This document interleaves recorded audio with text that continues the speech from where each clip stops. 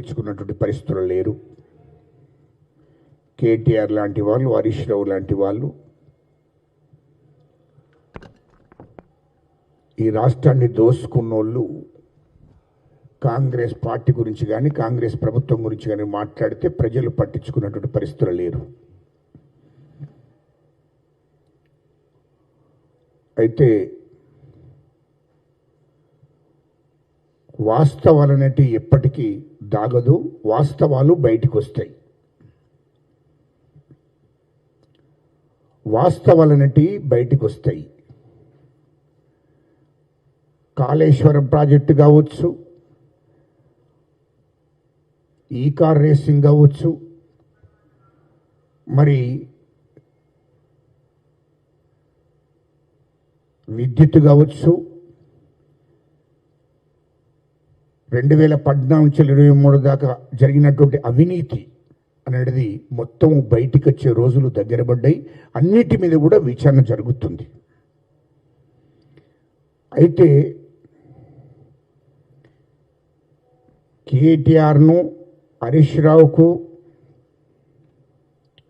Phone tapping విషయంలో విచారణ జరిగింది. కేసీఆర్ కూడా నోటీసులు పంపడం జరిగింది. సిట్ అధికారులు హరీష్ రావుకు కేటీఆర్ను పిలిచారు, కేసీఆర్ను కూడా పిలవడం జరుగుతుంది. ఈ ఫోన్ ట్యాపింగ్ అనే విషయము మరి వాస్తవాలు కూడా బయటికి రావాలి కదా.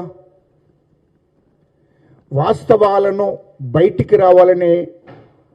బయటికి రావాల్సిన అవసరం ఉంది. అందుకోసమే విచారణ జరుగుతుంది. ఇది విచారణ జరుగుతుంది. మాకేం తెలియదు అన్నట్టు ఇదంతా మాకేమి తెలియదు అన్నట్టు మరి యాక్షన్ చేస్తున్నారు. ఇది కూడా ప్రభుత్వ అధికారులతోనే మరి విచారణ జరుగుతుంది. చిట్ అధికారులు విచారణ చేస్తున్నారు. ఆ విచారణను తప్పు పట్టడం కరెక్ట్ కాదు. ఫోన్ ట్యాపింగ్ జరిగింది వాస్తవమే కదా. ఫోన్ ట్యాపింగ్ జరిగింది వాస్తవమే కదా. రాష్ట్రంలో మీరు చేసిన దోపిడీ వాస్తవమే కదా.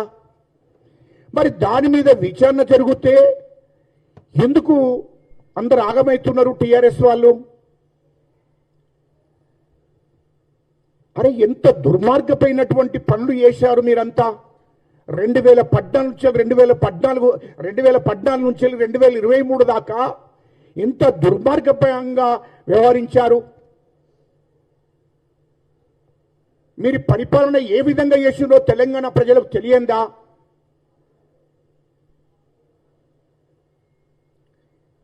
ఫోన్ ట్యాపింగ్ చేయవలసిన అవసరం ఏమొచ్చింది తెలంగాణ రాష్ట్రంలో? దేశంలో ఏ రాష్ట్రంలో ఈ విధంగా జరగలేదు కదా. అది గుర్తుపెట్టుకోండి. దేశంలో ఏ రాష్ట్రంలో కూడా ఫోన్ ట్యాపింగ్ ఈ విధంగా చేయలేదు కదా అని అంటున్నా. హరీష్ రావు అంటాడు, హరీష్ రావు విచారణ జరుగుతాయి. ఇదంతా ప్రభుత్వం కావాలని చేస్తుంది, మా ముఖ్యమంత్రి రేవంత్ రెడ్డి గారు కావాలని చేస్తున్నారు, కాంగ్రెస్ ప్రభుత్వం కావాలని చేస్తున్నది, లేకుంటే కాంగ్రెస్ పార్టీ కావాలని చేస్తున్నది. కావాలని ఎట్లా చేస్తారో నాకు అర్థం కాలే. మీరు ఫోన్ ట్యాపింగ్ చేసింది వాస్తవమే కదా. వాడు కేటీఆర్ మాట్లాడతాడు, ఇదంతా విచారణ తప్పు, ఇదంతా విచారణకు మేము కూడా చూస్తాము, చిట్ అధికారులను కూడా చూస్తాము, సజ్జనారిని కూడా చూస్తాము, కమిషనర్ గారి మీద ఆరోపణలు చేయడం కేటీఆర్ అంటాడు.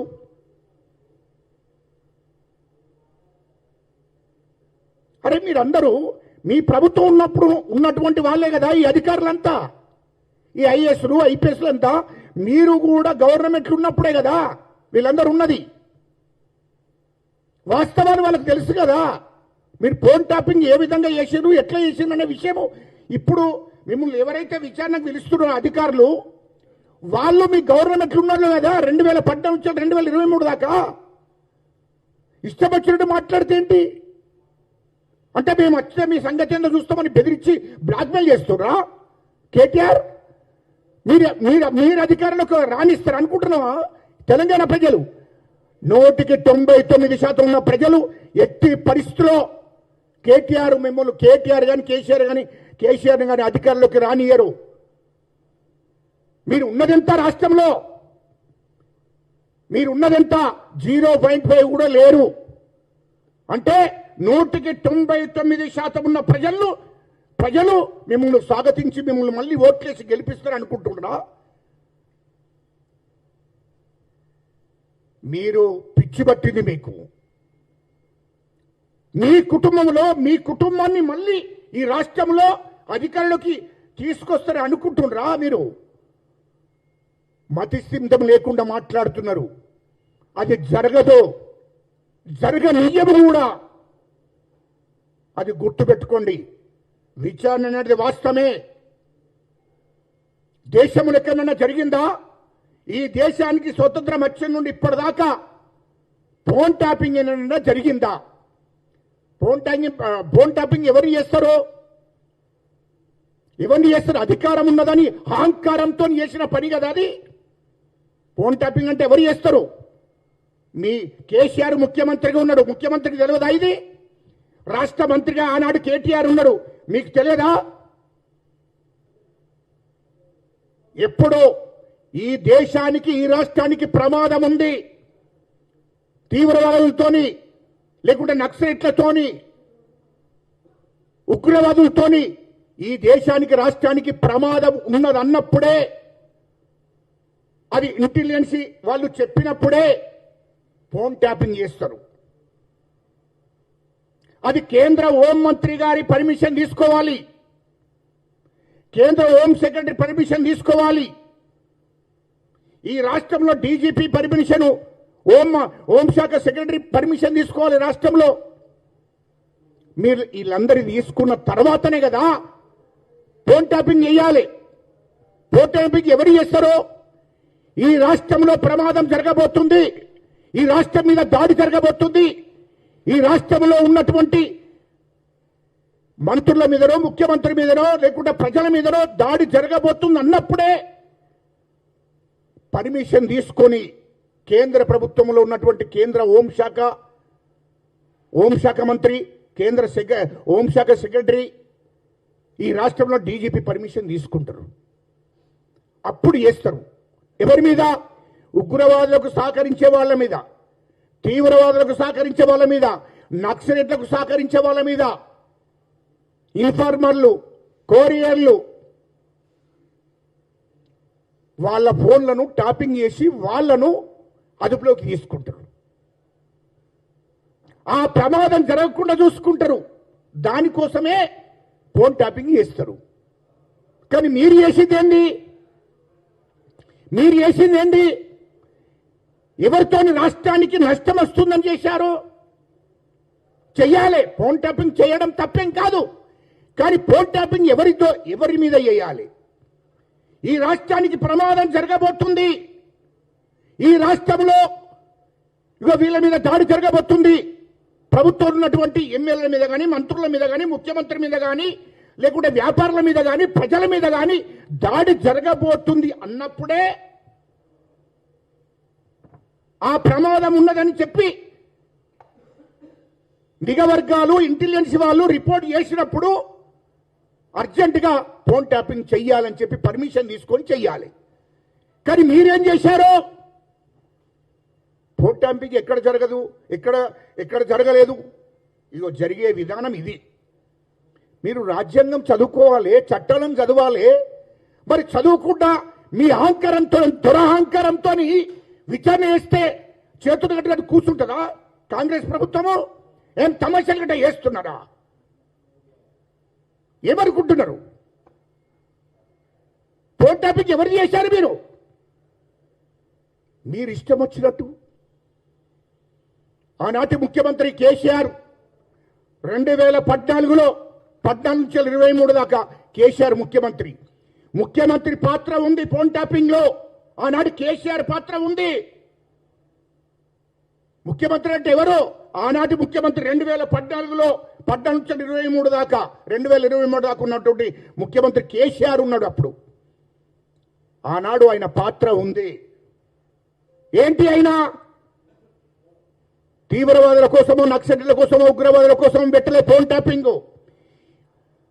ఆయన ప్రభుత్వంలో ఉన్నటువంటి మంత్రుల మీద, టీఆర్ఎస్ పార్టీలో ఉన్నటువంటి ఆ ప్రభుత్వంలో ఉన్నటువంటి మంత్రుల మీద, ఎమ్మెల్యేల మీద కేసీఆర్ ఫోన్ ట్యాపింగ్ చేయమని చెప్పాడు.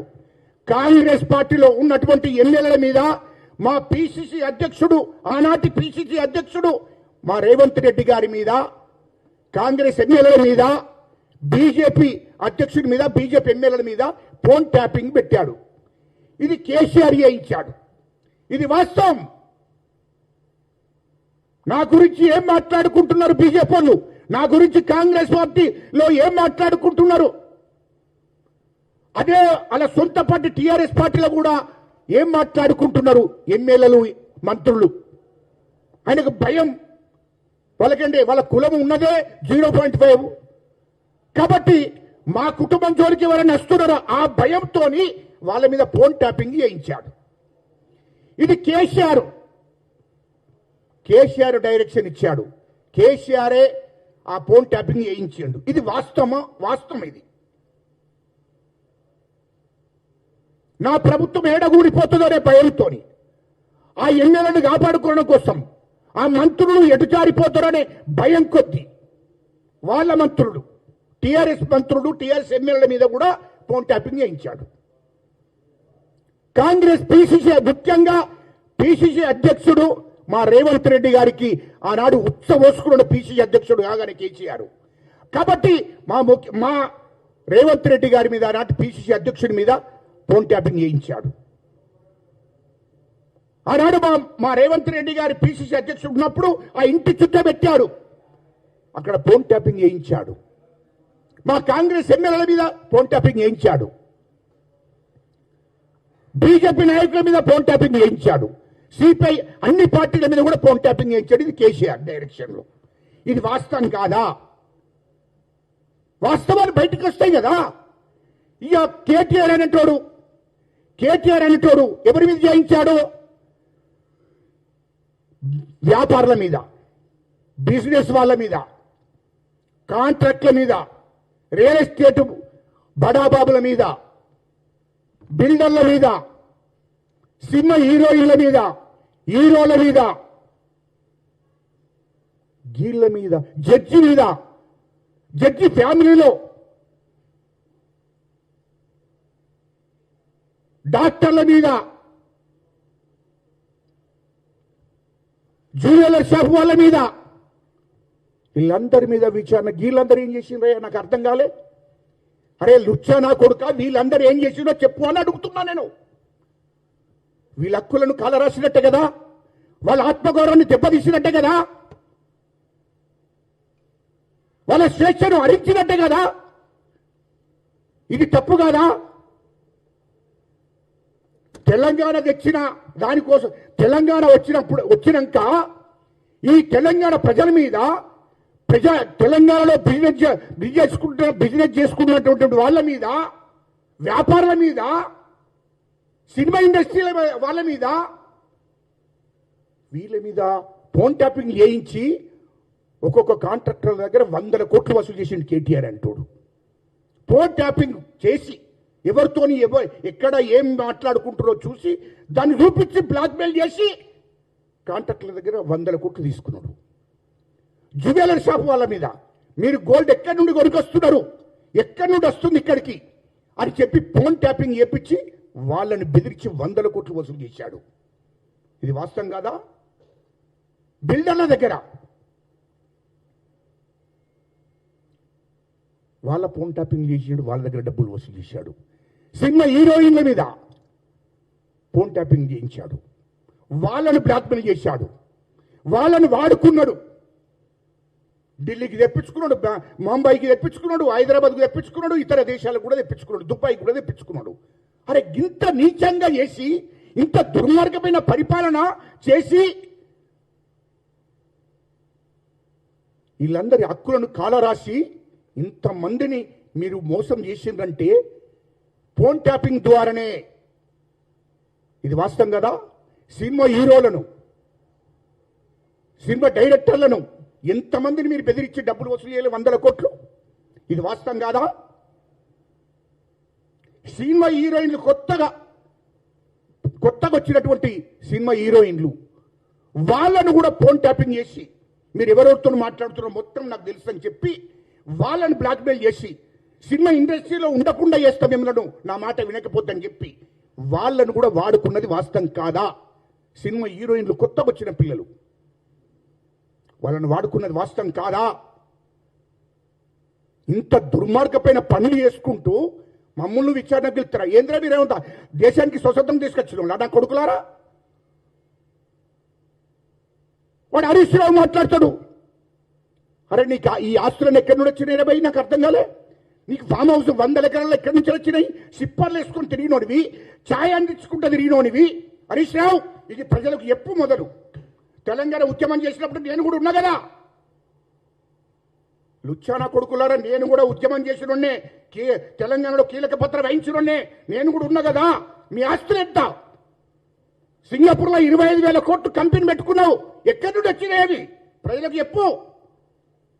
100 ఎకరాలు సంపాదించావు హైదరాబాదు, సిద్దిపేట నుంచి పడితే హైదరాబాద్ దాకా 1000 ఎకరాలు ఉన్నది నీకు హరీష్ రావు. అది ఎక్కడి నుండి వచ్చిందో ప్రజలకు చెప్పు. నేను చక్కటి పూసను, నేను దోసుకోలేదు. ఇన్ని 1000 కోట్లు ఎక్కడి నుండి వచ్చినాయి హరీష్ రావు? ఇదే కవితక్క చెప్తుంది కదా, మరి ఆమెకు జవాబు ఎప్పుడు? నీ ఇంట్లో మనిషే కదా, కేసీఆర్ బిడ్డనే కదా మాట్లాడేది. 1000 కోట్లు దోపిడీ చేసింది హరీష్ రావు అని చెప్తుంది కదా. కవిత భర్తది కూడా ఫోన్ ట్యాపింగ్ చేయించినటువంటి ఇంత దుర్మార్గమైన వ్యవహారం అయ్యేదంతా. జడ్జి గారి ఫ్యామిలీలో ఫోన్ ట్యాపింగ్ చేపిస్తాడా? ఇవన్నీ చేస్తే మీ మీద విచారణకు పిలవకూడదా? ఏంద్ర మమ్మల్ని విచారణకి మీకు మీరే అనుకుంటున్నారు? ఏంద్రపై మీరంతా ఈ దేశానికి స్వతంత్రం తీసుకొచ్చిన వాళ్ళ, లేకుండా తెలంగాణ రాష్ట్రాన్ని మీ కుటుంబం కూడా తీసుకొచ్చిందా? ఎవడో వాడు అంటాడట, తెలంగాణలో కేసీఆర్ వెళ్తారా విచారణకు? ఎవడరా వాడు అన్నట్టు? వాడు హరీష్రావును కేటీఆర్ కేసీఆర్ ఏంద్ర దేశానికి స్వతంత్ర సభ్యుడు అయింది? ఏమన్నా యుద్ధం చేసి దేశాన్ని ఓడగొట్టచ్చింది అయ్యింది? లేకపోతే తెలంగాణ కోసం ప్రాణత్యాగం చేసింది అయ్యింది? దొంగ దీక్షలు పట్టినంత మాత్రాన కాదు, దీక్ష పట్టేటప్పుడు నేను కూడా ఉన్నా. హరీష్ రావు, కేటీఆర్ గుర్తుపెట్టుకో, నేను కూడా పక్కనే ఉన్నా. మా మందకృష్ణ గారు ఉన్నారు, అందరూ ఉన్నావురా భయ్. డాక్టర్ గోపీనాథ్ ఉన్నాడు, ఖమ్మం గోపీనాథ్. డాక్టర్ గోపీనాథ్కు నీ చరిత్ర మొత్తం తెలుసు, కేసీఆర్ చరిత్ర. నీ దీక్ష ఎట్లా పట్టినవు అయినా కదా, ఇడ్లీ వడలు తీసుకొచ్చి పెట్టింది నీకు డాక్టర్ గోపీనాథ్ ఖమ్మం. జ్యూస్ తీసుకొచ్చి తాగి వచ్చింది డాక్టర్ గోపీనాథే కదా. అరే భయ్, నువ్వు దీక్ష పట్టిన నీ దీక్ష సంగతి మాకు చెప్తున్నావు రా భయ్. ఈ దొంగ దీక్షలు, సావు నోట్ల తలబెట్టిండు, ఇదంతా మీకు మీరే అనుకుంటుర్రా? తెలంగాణ ప్రజల నాలేది. ఈ దొంగ దీక్షలు పట్టింది మాకు తెలియదా? పోనీ కేసీఆర్ ఎవరో తెలంగాణ కోసం జైలుకు వేయండా? ఏమైనా ప్రాణత్యాగం చేసిండా? అరే కేటీఆర్, నువ్వేమైనా ప్రాణత్యాగం చేసినావా చెప్పు. మరి హరీష్ రావు, నువ్వేమైనా ప్రాణత్యాగం చేసినావా చెప్పు. ప్రాణత్యాగం చేసిరా? విచారణకి లేకపోతే మేము జాగీర్దార్లా, ఏదో నిజాం కుట్టే మారస్తున్నా మీరు? నాకు అర్థం కాలే. తెలంగాణను మొత్తం దోసుకున్న వాళ్ళు మీరు. మీ చరిత్ర 2001లో పార్టీ పెట్టుకున్నది కూడా, 2001లో పార్టీ పెట్టుకున్నది కూడా కమ్మలు రెట్లు ఈ రాష్ట్రాన్ని ఏలుతున్నారు, వెలుమలం ఎందుకు ఏలకూడదని చెప్పి ఆ ఉద్దేశంతో కేసీఆర్ పార్టీని పెట్టుకున్నాడు. పార్టీని పెట్టుకుంటే పార్టీని బలోపేతం చేసుకోవడం కోసం తెలంగాణ వాయిస్ ఎత్తుకున్నాడు కేసీఆర్. అది గుర్తుపెట్టుకోమని చెప్తున్నా. తెలంగాణ ఉద్యమకారుడు కాదు. ఆడెవడన్నా మాట్లాడితే వానంత మూర్ఖుడు ఎవడు లేడు, గుర్తుపెట్టుకో. తెలంగాణ కోసం పోని ఒకటి నాకు చెప్పండి, మీడియా ద్వారా నేను మీడియా ద్వారా అడుగుతున్నా. మీరు తెలంగాణ కోసం ఉద్యమం చేసి అంటున్నావు కదా, తెలంగాణ కోసం ఎన్నడన్నా ఎన్నికల్లో పోటీ చేయకుండా ఉద్యమం చేసినవా? దానికి జవాబు చెప్పు.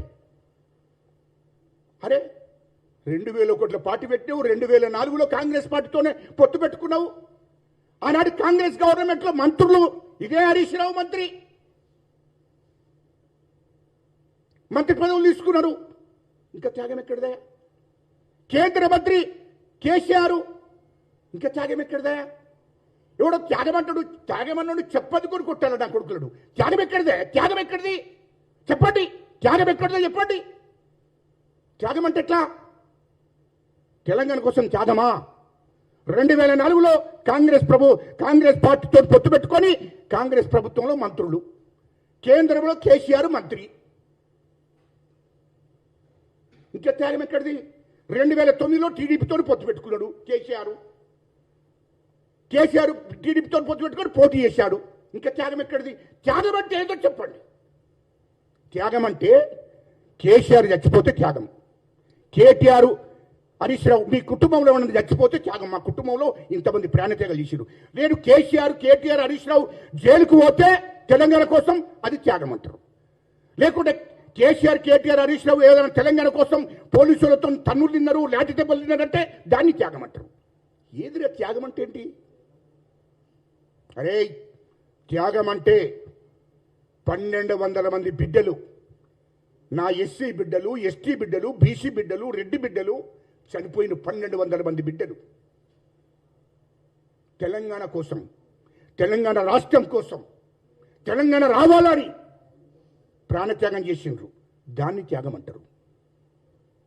80 రోజులు, నెల రోజులు, 3 నెలలు, 4 నెలలు జైల్లో ఉన్నారు. రాజారాం, పెడమర్తి రవి, అనేక మంది ఉద్యమకారులు జైల్లో ఉన్నాం. దాన్ని త్యాగం అంటారు. ఎవడరా త్యాగం చేసినాడో? త్యాగం అంటే ఏంది? లాఠీ దెబ్బలు తిన్నాం. మామూల్లో సిఆర్పి పోలీసు వాళ్ళు, రాష్ట్ర పోలీసు వాళ్ళు పండబెట్టి తొక్కారు. ఇదే సచివాలయం ఉందట. మాది త్యాగం అంటారు. దేన్ని త్యాగం చేశారు మీరు? త్యాగం అంటే ఏందో దయచేసి మీ మీడియా వాళ్ళను టీఆర్ఎస్ వాళ్ళు ఆ లుచ్చనా కొడుకులు చెప్పాలి దీనికి జవాబు. త్యాగం అంటే ఏంటి? టీఆర్ఎస్ వాళ్ళని అంటున్నా దయచేసి మీ మీడియా ద్వారా మాట్లాడతారు కాబట్టి దయచేసి మీ మీడియా వాళ్ళు, ఆనాడు కూడా తెలంగాణ ఉద్యమం తీసుకుపోయింది కూడా మీడియా వాళ్ళే. తెలంగాణ ప్రజలకు గ్రామ స్థాయికి చేర్పించింది కూడా మీడియా పాత్ర 50% ఉంది. ఇది 100% ఎవరైనా ఒప్పుకోవాల్సిందే. మరి త్యాగం చేసినట్టే మీడియా వాళ్ళు కూడా మేము త్యాగం చేసినామే మీకోసం అంటే అది ఒప్పుకోవచ్చు. ఎందుకంటే వాళ్ళు ఆ రోజు మీడియా గ్రామస్థాయి దగ్గర తీసుకోకపోతే, దేశవ్యాప్తంగా తీసుకోకపోతే తెలంగాణ వచ్చే పరిస్థితి ఉండపో. ఇది వాస్తవం. మరి త్యాగం అంటే ఏందో చెప్పాలి టీఆర్ఎస్ వాళ్ళు. కేటీఆర్ హరీష్ రావు రేపు విచారణకు పిలుస్తున్నాడు అంటే, విచారణకు పిలుస్తుంది అంటే ఏమో జబ్బలు గుద్దుకుంటున్నారు. ఏందో పెద్ద ఈ దేశానికి స్వతంత్రం తీసుకొచ్చిన గాంధీ గారి లెక్క, సుభాష్ చంద్రబోస్ లెక్క, శివాజీ లెక్క. అరే ఏంద్రబాయి నాకు అర్థం కాలే. ఎవడ్రా భయ్ తెలంగాణ తీసుకొచ్చింది? తెలంగాణ కోసం త్యాగం చేశాం, తెలంగాణ కోసం కొట్లాడాం, తెలంగాణ కోసం అన్ని పార్టీలు ఏకం చేశాం, అన్ని పార్టీ ఎమ్మెల్యేలను ఏకం చేశాం. ఆనాడు కేంద్రం మీద ఒత్తిడి తీసుకొచ్చాం. ఇదే చంద్రబాబు నాయుడు గారితో లేకిప్పించాం, జగన్తో లేకిప్పించాం. అన్ని పార్టీలను ఏకం చేశాం, తెలంగాణ కోసం కొట్లాడాం, లాఠీ దెబ్బలు తిన్నాం, ఉద్యమం చేశాం. మాది త్యాగం. త్యాగం అంటే ఏంది రవి? త్యాగం అంటే ఇది. మీరు త్యాగం చేసి నేను తెలుసా? పోనీ నేను ఒక్కటి మీ మీడియా ద్వారానే చెప్తున్నా. నేను ఎన్నడన్నా ఈ తెలంగాణ కోసం ఎమ్మెల్యేలుగా ఏదన్నా పోటీ చేయకుండా ఉన్నారా? ప్రతి ఎన్నికల్లో పోటీ చేశారు. 2004 నుంచి 2014